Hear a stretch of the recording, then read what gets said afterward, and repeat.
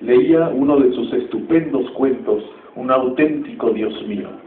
Un chico tuvo el descaro de sentarse a mi lado y, desde luego, interrumpió mi lectura. Un joven del servicio social, un estudiante de medicina en edad de engullir caramelos y no de obsequiarlos al final de una consulta. Alguien que desconoce que un médico no debe conducirse como un fanático. Fingí que leía, como si su nacimiento hubiese sido un estornudo en la mesa de al lado. Pero no.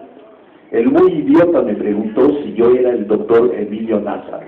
Obviamente no le respondí, pero mi nombre bordado en el bolsillo de la bata me contrarió.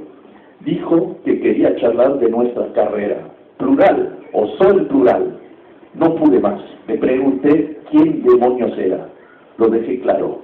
Con que usted joven no es Jorge Luis Borges, si no es el autor de las páginas que leía antes de su interrupción, le pido que se marche.